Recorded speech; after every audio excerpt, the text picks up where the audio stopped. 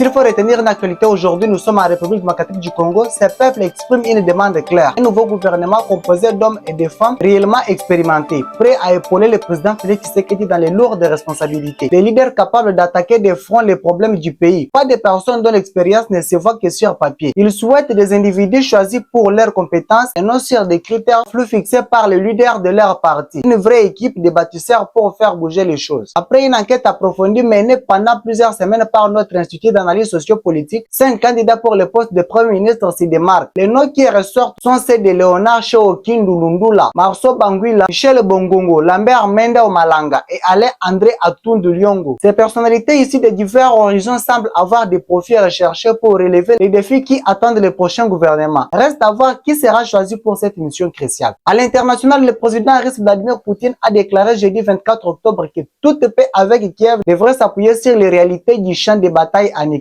Autrement dit, selon lui, les négociations devront tenir compte du fait que l'armée russe contrôle toujours près de 20% du territoire ukrainien. Une déclaration qui en dit long sur la position de Moscou et pourrait bien compliquer la voie vers la paix. Juste avant sa rencontre avec Vladimir Poutine, le secrétaire général de l'ONU, Antonio Guterres, a réitéré son appel devant les participants au sommet pour une paix juste en Ukraine. En accord avec la charte de l'ONU et les droits internationaux, nous devrions tous vivre comme une grande famille, a déclaré Guterres. À l'international toujours, la nouvelle nous parvient tout droit de Séoul. Vendredi dernier, les services de renseignement sud-coréens ont signalé un projet inquiétant. Le détachement de 12 000 soldats nord-coréens pour soutenir les forces russes en Ukraine. Une décision qui pourrait changer la donne sur le terrain et soulève de nombreuses questions sur les implications de cette coopération militaire. Dans un communiqué, les services de renseignement sud-coréens ont relevé qu'entre le 8 et le 13 octobre, ils ont détecté les transports des forces spéciales nord-coréennes à bord des navires de transport de la marine russe. Cela confirmait le début de la participation militaire de la Corée du Nord dans les conflits en Ukraine. Une nouvelle qui alimente les inquiétudes quant à l'escalade des tensions dans les régions et soulève des questions sur l'ampleur de cette coopération entre Pyongyang et Moscou.